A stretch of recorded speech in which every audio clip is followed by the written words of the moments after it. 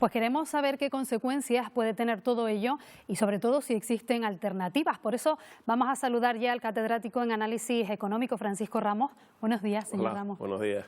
Pues lo primero es eso, la afección al bolsillo, a los consumidores. ¿Debemos resignarnos a pagar lo que nos llega en la factura o tenemos algunas otras opciones? Bueno, lo primero hay que decir que hay una parte de personas que tienen una tarifa con comercializadora que el precio es fijo y que son más de la mitad, y un 40% tienen el precio del pequeño consumidor, lo que es la tarifa regulada, que es la que varía con el mercado. Entonces, entre unas cosas y las otras, el precio al consumidor ahora ha subido aproximadamente un 50%. Que si tenemos que resignarnos, evidentemente hay maneras de intentar paliar esto. Por ejemplo, pues reducir los consumos, pasarlos al fin de semana, intentar consumir menos, desenchufar algunos aparatos que siempre tenemos enchufados. Hay maneras de hacerlo, ¿no? Aunque a corto plazo cambiar las costumbres es muy difícil. ¿Y cuánto se puede notar esos consejos que nos está dando? ¿En cuánto se podría traducir en la factura? Porque claro, en torno al 9% de nuestro salario lo dedicamos al pago de la luz. Sí, bueno, dependiendo de cada... Hombre, eso no son cantidades. Vamos a ver, un hogar promedio en España gasta 60 euros en la luz, ahora ha subido por casi hasta 80, 90. Pues, uno cambiando los hábitos como mucho va a rebajar 10 euros o 15 euros como mucho. No es tan fácil porque nosotros ya tenemos, digamos, lo que es en el corto plazo los electrodomésticos y nuestra forma de vida es muy difícil de cambiar. Lo que sí puede hacer la gente es revisar qué potencia contratada tiene, qué tipo de contrato tiene. Hay personas que no saben si tienen un recibo fijo con comercializadora o tienen el precio regulado. Hay personas que podrían acogerse al bono social y no lo saben. Yo creo que las personas que estén en una situación, además ahora que ha subido, digamos, ha bajado las rentas y ha subido el recibo de la luz, hay personas que tengan derecho a acogerse a ese bono social que puede suponer en algún caso un 40% de reducción del recibo. Y mucha gente no lo sabe, deberían ir a los ayuntamientos y los ayuntamientos, los servicios sociales, informarles, porque es una herramienta que está ahí que a veces no se acoge a las personas. Hemos hablado también en el vídeo anterior de esa repercusión en el alza de los precios. El IPC está en un 5,5%, un nivel altísimo en las últimas casi 3 décadas. ¿Cree que esta tendencia se va a mantener en el tiempo? A ver, va a depender de lo que ocurra en los mercados internacionales, porque ahora estamos en una situación un poco de cuello de botella. Ha subido la demanda de los productos energéticos y la oferta está retenida de alguna manera. Por lo tanto, lo que ocurre en este invierno puede ser algo pasajero, esperemos que sí, y que a largo plazo los suministros no se produzcan estos cuellos de botella, que a veces tienen motivos un poco geopolíticos, ¿no? Lo que ha pasado con Marruecos, Rusia está aprovechando para un poco decirle a Europa: aquí estoy yo soy el que suministro gas. Yo espero que esto sea algo coyuntural y que a partir de cuando pase el mes de febrero, marzo, volvamos a unos precios sensatos, porque es que de 40 euros el megavatio en el mercado mayorista hemos pasado casi a 200, son 5 veces. Sí, el precio del gas en el mercado ha subido aproximadamente, ahora está en 4 veces el precio que había. Los derechos de CO2, digamos que se ha producido una tormenta perfecta y que afecta a las empresas, es decir, las personas difícilmente vamos a poder bajar nuestro consumo, pero hay muchas empresas en la península, por ejemplo, que con estos precios no son competitivas en los mercados y que se están planteando en algún momento pues hibernar y no producir mientras los precios tengan digamos, tan disparatados, porque jamás nadie hubiera esperado que esto hubiera ocurrido, ¿no? Lo mencionaba usted por encima, el tema del gas. ¿Cree usted que ese cierre del gasoducto en Argelia va a tener consecuencias también para el precio? Bueno, lo está teniendo, es decir, los precios que tenemos ahora, digamos, son precios como que se dicen de escasez, empieza a haber ya una escasez.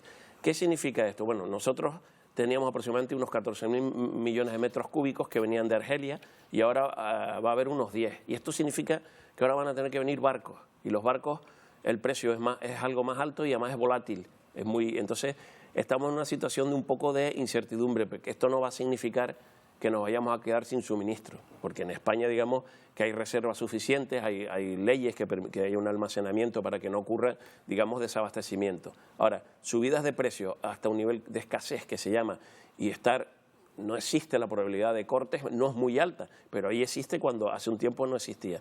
Entonces, esto va a repercutir a los costes y esto es malo para la economía española.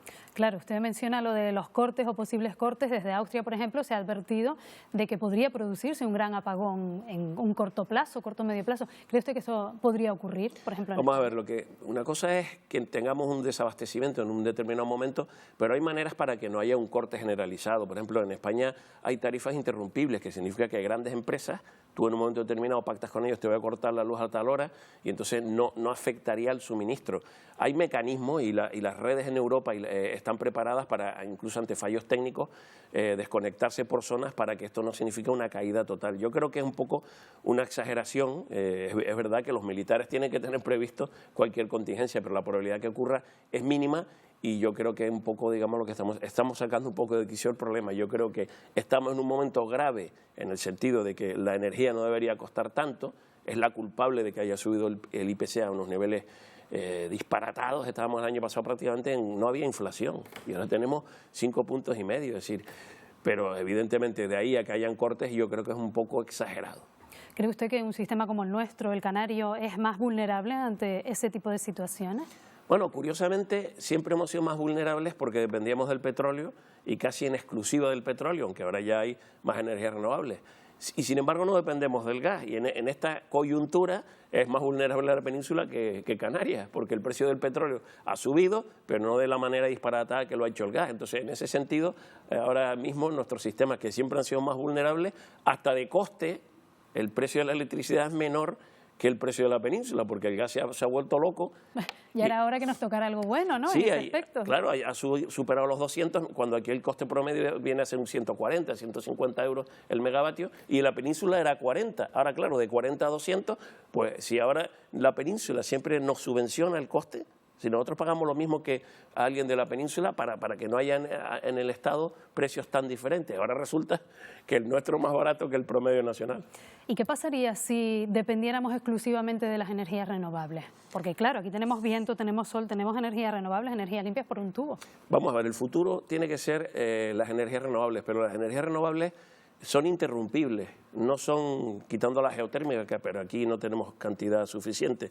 Las renovables no, a día de hoy con la tecnología existente no pueden ser las que lleven, digamos, el total, el peso de un sistema aislado. Y además démonos cuenta que tendríamos que tener grandes sistemas de almacenamiento, ¿no? Cuyos costes son baterías de litio, otro tipo de sistemas. A día de hoy es muy costoso y técnicamente muy difícil que un sistema aislado funcione totalmente con energías renovables. Pero es a donde tenemos que ir, la tecnología va variando, la energía fotovoltaica y la solar hay suficiente, pero también está la técnica, están las condiciones tecnológicas. A día de hoy no es tan fácil porque en algunos momentos del día las renovables te darían para toda la demanda y en otros momentos no hay sol, no hay viento, tendrías que tener un sistema de almacenamiento para cubrir en esos momentos. Y después por motivos técnicos de inercia y de otras características para mantener la tensión, a día de hoy es necesario todavía mantener tecnologías fósiles que son inmediatas el entrar o no a funcionar, ¿no? Entonces no es tan fácil. Le hago una pregunta muy breve ya para terminar. Hemos visto la cumbre del G20 celebrada estos días en la que los líderes mundiales han hablado acerca de cómo combatir el cambio climático. ¿Llegamos tarde? Vamos a ver, el problema es un problema muy gordo, es decir, porque ellos dicen que vamos a bajar las emisiones en 2050 para que la temperatura no suba 1,5 grados, pero resulta que China y la India están instalando un montón de tecnologías todavía con carbón. Incluso en Alemania siguen usando carbón. Sí, yo creo que estamos llegando tarde. Ahora, es un problema mundial y yo creo que mucho hablar en estos, pero hablar de objetivos generales, pero medidas específicas con fechas concretas, no estamos cumpliendo, pero desde hace tiempo que ya se había hablado desde la reunión de París y sin embargo el mundo no parece que avance en ese sentido. Y es grave, el cambio climático es más grave de lo que parece. Bueno, pues vamos a intentar entre todos poner nuestro granito de arena para intentar que no sea demasiado tarde. Vamos a intentarlo. Francisco Ramos, catedrático de Análisis Económico, gracias por habernos atendido. Gracias a ustedes. Buenos días.